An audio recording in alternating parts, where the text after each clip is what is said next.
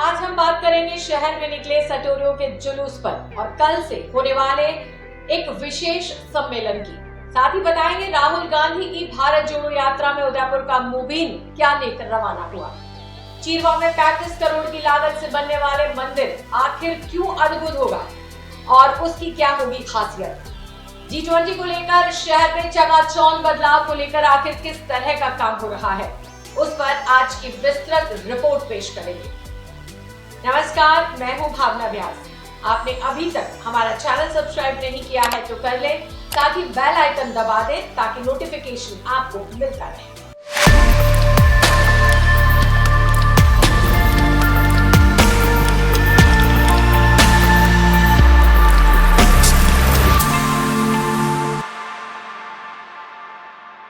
Chest विशेषज्ञों का 24वां 4 दिवसीय सम्मेलन नेपकॉन 2022 गुरुवार से उदयपुर के गीतांजलि मेडिकल कॉलेज और रविंद्रनाथ टैगोर मेडिकल कॉलेज की मेजबानी में होगा।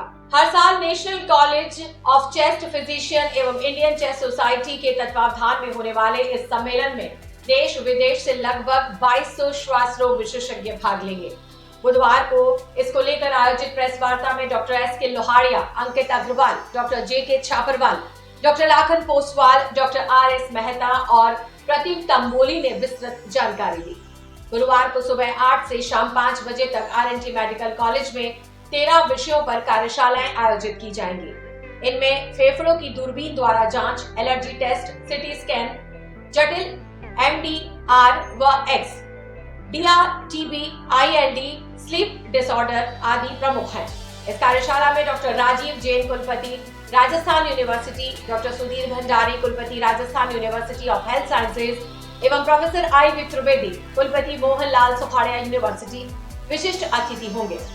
इस सम्मेलन का आयोजन डॉक्टर S.K. लोहाड़िया, विभागाध्यक्ष यक्ष एवं क्षय रोग विभाग, गीतांजलि मेडिकल कॉलेज की अध्यक्षता में गठित आयोजन समिति द्वारा किया जा रहा है।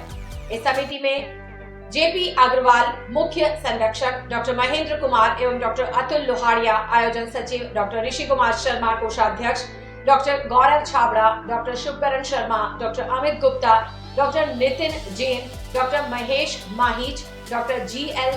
डाह, डॉक्टर दीवाल बसा आदि प्रमुख हैं। ये एक नेशनल कॉन्फ्रेंस होने जा रही है उदयपुर शहर में और 2 मेडिकल कॉलेज मिलके कर रहे हैं, R&T medical college, Gitanjali medical college. 4 दिन की कॉन्फ्रेंस है। उसमें पहले दिन हम लोगों ने 13 वर्कशॉप रखे हैं जिसमें विभिन्न तरह की जो लंग्स की डिजीज़ के बारे में और जो डायग्नोस्टिक प्रोसीजर्स हैं उनके बारे में जानकारी दी जाएगी। सबसे बड़ी बात यह है कि इस कॉन्फ्रेंस में हम लाइव डिमॉन्स्ट्रेशन भी कर रहे हैं एंडोस्कोपिक टेक्निक्स का। डॉक्टर महेंद्र कुमार जी ने उसके लिए बहुत मेहनत करके थिएटर और इससे उदयपुर का जो मेडिकल का एक हब जो विकसित हो चुका है उसमें हमें मौका मिलेगा कि राष्ट्रीय स्तर के जो लोग आएंगे उनके सामने ये हम हाईलाइट कर सकें, ये हम प्रोजेक्ट कर पाएँ कि उदयपुर में कितनी अच्छी सुविधाएं विकसित हो चुकी हैं। बहुत सारी सुविधाएं उदयपुर में ऐसी हैं जो कि भारत में और कहीं नहीं है। जैसे हमारे यहाँ ई-बस की सुविधा है जो कि फेफड़े की सोनोग्राफी होती है, फेफड़े से बायोप्सी लेने का एक तरीका होता है। इसी तरह राहुल गांधी की ओर से निकाली जा रही भारत जोड़ो यात्रा में शामिल होने और राहुल गांधी से मिलने उदयपुर के मुबीन मोहम्मद सिंधी रवाना हुए। वे हल्दी घाटी की माटी लेकर यात्रा में शामिल होने के लिए पैदल निकले। राहुल गांधी कन्याकुमारी से रवाना होकर कश्मीर पहुंचेंगे। ऐसे में उदयपुर से पैदल निकले मुबीन मोहम्मद सिंधी आने वाले दिनों में राजस्थान की सीमा में राहुल गांधी से मिलेंगे। मुबीन हल्दी घाटी की मिट्टी का तिलक राहुल को लगाकर कश्मीर तक भारत जोड़ो यात्रा पद यात्रा में साथ चलेंगे। मुबीन हल्दी घाटी से नाथद्वारा, मावली, फतेहनगर, कपासन होते हुए 6 दिनों में चित्तौड़गढ़ और कोटा होते हुए उनकी यात्रा में शामिल होंगे। भारत जोड़ो यात्रा में मुबीन ऐसे पहले शख्स है जो अकेले पैदल अपने क्षेत्र से चलकर जा रहे हैं। राजस्थान की सीमा में जहां भी मुबीन राहुल गांधी से मुलाकात करेंगे वहां उनका हल्दी घाटी की मिट्टी से तिलक कर कश्मीर तक की यात्रा में शामिल हो जाएंगे। करीब 2000 किलोमीटर की इस पैदल यात्रा में मुबीन को 3 महीने का समय लगेगा। मंगलवार सुबह मुबीन उदयपुर से अपने घर से निकले और सीधे हल्दी घाटी पहुंचे। उन्होंने एक पोटली में हल्दी घाटी की मिट्टी ली और अब उससे राहुल गांधी को तिलक लगाएंगे। भारत जोड़ो यात्रा के लिए उदयपुर से निकले मुबीन को उनके दोस्त और परिजन हल्दी घाटी तक छोड़ने आए। मुबीन को अलविदा कहते समय सभी की आंखें भर आई। मित्र विक्रम चौधरी, महेंद्र सिंह, कुणाल प्रभाकर और नरेंद्र सिंह उन्हें हल्दी घाटी तक छोड़ने पहुंचे। पेशे से एडवोकेट मुबीन मूल रूप से उदयपुर जिले की वल्लभनगर तहसील के सिंधियों के बड़गांव गांव के रहने वाले हैं। फिलहाल उनकी पत्नी महजबीन सिंधी वहां सरपंच है। मुबीन भी उप सरपंच के अलावा कांग्रेस के ब्लॉक अध्यक्ष और उदयपुर शहर से यूथ कांग्रेस के प्रतिनिधि रह चुके हैं। मुबीन के 2 बच्चे हैं। उनके पिता अली मोहम्मद सिंधी भी एडवोकेट हैं। उनके 2 बड़े भाई और एक बहन है। मेरा नाम जमादार मुबीन मोहम्मद सिंधी है और मैं भारत जोड़ो यात्रा से बड़ा प्रभावित हुआ हूँ, क्योंकि कांग्रेस एक पार्टी है जिसने आज़ादी के लिए भी अपना संघर्ष किया और आज़ादी से लेकर आज तक सन 2022 तक कांग्रेस पार्टी ने कभी भी किसी भी धर्म को अपेक्षित नहीं करा, उसकी उपेक्षा नहीं करी, कभी जाति धर्म क्षेत्रवाद की राजनीति नहीं करी, सर्वधर्म को साथ रखा। उन लोगों ने वासुदेव कुटुंबकम के सिद्धांत पर चले हैं कांग्रेस पार्टी। और अभी जो देश में अराजकता का माहौल है, जो नफरत एक फैलाई जा रही है, एक भारतीय को भारतीय से दूर किया जा रहा है, चाहे वो धर्म के नाम पे हो, हिंदू मुस्लिम के नाम पे हो, सिख ईसाई के नाम पे हो, चाहे वो क्षेत्र के नाम पे हो, उत्तर भारत, पूर्वी भारत, दक्षिणी भारत, या भाषा के नाम पे हो, चाहे वो संस्कृत, हिंदी, तमिल भाषी, मराठी। आज आप देखेंगे पिछले 10 वर्षों से हमारे देश में केवल मात्र बांटने की राजनीति हो रही है, वो क्षेत्र के नाम पर, धर्म के नाम पर। और शहर में इन दिनों हर तरफ G20 शिखर सम्मेलन की चर्चा और चमक धमक दिखाई दे रही है। प्रदेश की मुख्य सचिव उषा शर्मा की फटकार के बाद 20 देशों के 300 मेहमानों का स्वागत करने के लिए पूरा प्रशासनिक अमला मुस्तैद है। शहर की सड़कों को चमकाया जा रहा है तो शहर की दीवारों पर राजस्थानी थीम के साथ सजने लगी हैं। बदरंग दीवारों के अचानक चमकने से बाहर से आने वाले लोग तो क्या, शहरवासी भी हतप्रद है। शहरवासी तेज गति से हो रही शहर के विकास को लेकर भूरी भूरी प्रशंसा कर रहा है। वहीं ये भी कह रहा है कि काश G20 सम्मेलन हर साल हो तो शहर का हुलिया ही बदल जाए। सड़कों के अलावा झीलों में भी डी-वेंडिंग मशीन से सफाई का काम युद्ध स्तर पर जारी है, जबकि झील वॉल सिटी के प्रमुख दरवाजों सहित अन्य ऐतिहासिक धरोहरों की लाइटिंग का काम करवाया जा रहा है। मंगलवार को पीएम नरेंद्र मोदी ने वीसी के जरिए G20 के लोगो, थीम और वेबसाइट का अनावरण किया। आपको बता दें कि G20 दुनिया की प्रमुख विकसित और विकासशील देशों का समूह है। इनके 300 प्रतिनिधि दिसंबर में उदयपुर आएंगे। केंद्रीय अफसरों और प्रदेश सरकार ने इनके सामने उदयपुर, राजस्थान और देश की छवि ना बिगड़े, इसकी सख्त हिदायत दी। चीरवा की प्राकृतिक वादियों में इस्कॉन का भव्य मंदिर बनने जा रहा है। इसकी आधारशिला 7 दिसंबर को रखी जाएगी। अंतर्राष्ट्रीय कृष्ण भावनामृत संघ यानी इस्कॉन की ओर से बनने वाला मंदिर मोहनपुरा में 3.5 एकड़ भूमि पर 35 करोड़ की लागत से बनेगा, जिसका नाम श्री श्री राधा गिरधारी मंदिर रखा जाएगा। इसका काम अगले 4 साल में पूरा होगा। इसमें आश्रम, वैदिक शिक्षण संस्थान, संपूर्ण सुविधा युक्त सभागार, उद्यान, गोवर्धन परिक्रमा, यमुना रानी छात्रावास बनाया जाएगा। मंदिर में गोविंदा शाकाहारी रेस्टोरेंट भी होगा। साथ ही भविष्य में गुरुकुल और गौशाला के निर्माण भी किया जाएगा। आचार्य मदन गोविंद दास ने बताया कि इस्कॉन द्वारा भविष्य में वेद व योग केंद्र भी शुरू किया जाएगा। आपको बता दें कि एकलिंगजी और नाथद्वारा के पास इस स्थान में श्रद्धालु विशेष रूप से राजस्थान की स्वर्णिम संस्कृति और आध्यात्मिक परंपरा से भी रूबरू होंगे। उदयपुर में इस्कॉन की शुरुआत 2015 में हुई थी। वर्तमान में इस्कॉन का केंद्र जगन्नाथ मंदिर गंगोकुंड आयर के पास स्थित है, जहां मंदिर के महाप्रबंधक मायापुर वासी मदन गोविंद दास के सानिध्य में कृष्ण भावना का प्रचार प्रसार जोर शोर से किया जा रहा है। प्रोजेक्ट डायरेक्टर मदन गोविंद दास बताते हैं कि इस्कॉन धार्मिक प्रचार प्रसार के साथ ही किसानों, ग्रामीणों के विकास पर भी फोकस करेगा। किसानों को अपनी पारंपरिक कला और स्वदेशी खेती के तरीकों से विकसित करने का काम भी किया जाएगा।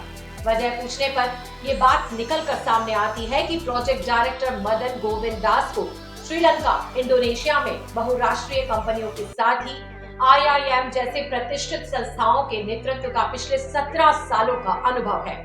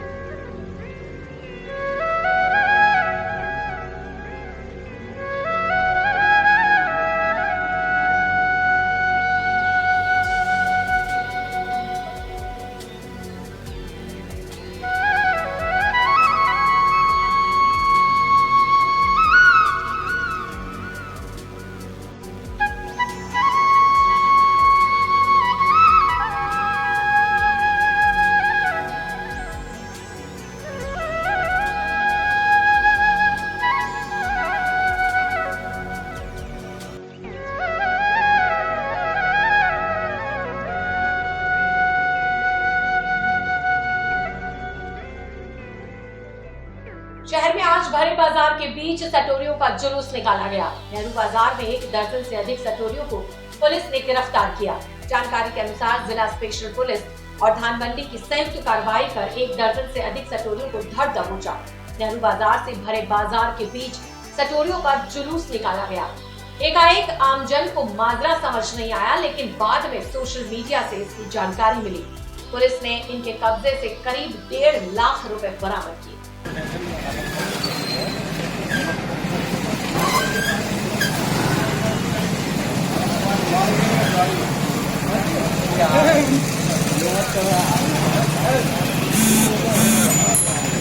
नाथद्वारा के Shrinath ji institute of technology and engineering में 1 दिवसीय कार्यशाला का शुभारंभ किया गया। इस कार्यशाला में बतौर एक्सपर्ट इंदौर के ई सवारी के प्लांट हेड कमल विश्वकर्मा द्वारा विद्यार्थियों को ई वाहन के भाग, उसकी मैन्युफैक्चरिंग के विषय में तथा विद्यार्थियों के समक्ष लाइव ई वाहन बनाकर उसका प्रदर्शन बताया। अंत में विद्यार्थियों ने स्वयं ई वाहन को चलाकर उसका प्रदर्शन किया। इस कार्यशाला में लगभग 100 विद्यार्थियों ने भाग लिया। इस अवसर पर संस्थान के प्रबंध निदेशक, अकादमिक निदेशक, समस्त विभागाध्यक्ष एवं संकाय सदस्य उपस्थित रहे। महाराणा मेवाड़ पब्लिक स्कूल उदयपुर में चल रही 66वीं जिला स्तरीय हॉकी छात्र छात्रा वर्ग प्रतियोगिता के रोचक मुकाबले में मावली तहसील की रखियावल ग्राम पंचायत स्थित राजकीय उच्च माध्यमिक विद्यालय की 19 वर्षीय छात्रा वर्ग में विजयी रही। फाइनल मैच रखियावल व बम्बोरा के बीच खेला गया, जिसमें रखियावल ने बम्बोरा को 2-1 से हराया। वहीं इसी विद्यालय की 17 वर्षीय छात्रा वर्ग में भी उप विजेता रही। बेहतर प्रदर्शन ललिता प्रजापत, योगिता डांगी, बेनकी डांगी, पायल सुथार का रहा।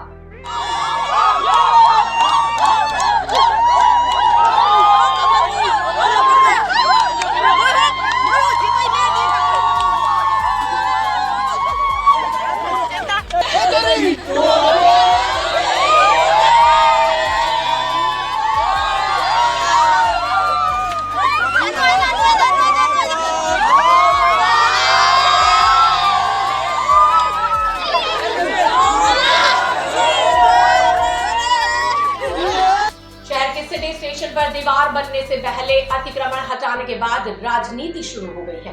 कांग्रेस पार्षद यूआईटी सेक्रेटरी से मिलने पहुंचे। यूआईटी सचिव ने वहां पर बनाई जा रही दीवार को सिरे से खारिज किया। इस मामले में कांग्रेस के पार्षदों ने कहा कि महापौर को चुप्पी तोड़नी होगी ताकि यह पता चल सके कि इसमें सच क्या है। हम सभी कांग्रेसी पार्षद दल एक साथ नगर निगम यूआईटी के सेक्रेटरी से मिलने आए। पिछले कुछ दिनों में हमने ये बात पढ़ी थी अखबारों में और आपके मीडिया के माध्यम से कि रेलवे स्टेशन के सामने जो अतिक्रमण हुआ है उसकी एक बाउंड्री बनाने के लिए हमारे नगर निगम के महापौर साहब ने एक पत्र कलेक्टर साहब के माध्यम से यूआईटी को लिखा कि आप वहाँ बाउंड्री बनाएं बिना अतिक्रमण हटाए। हम आज ये यूआईटी सेक्रेटरी साहब से पूछना है कि बिना अतिक्रमण हटाए क्या आप इसकी बाउंड्री बना रहे हैं। उन्होंने स्पष्ट रूप से बना दिया कि न तो हम कोई बाउंड्री बना रहे हैं, न हमने डीएलआर में हमने पूछ भी लिया।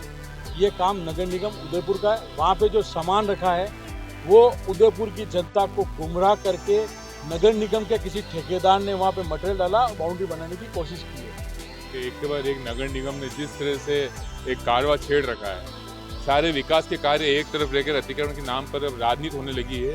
उसी राजनीति को लेके हम सभी आज यहाँ सेक्रेटरी साहब से मिलने आए थे। सेक्रेटरी साहब से हम ये जानना चाह रहे थे, हमारे सबके संज्ञान में आया पार्षद साथियों के कि जो अतिक्रमण की कार्रवाई की गई थी, पूरे शहर से तालियां बटोरी गई थी, वहीं पर अभी बाउंड्री लाइन नहीं जा रही थी।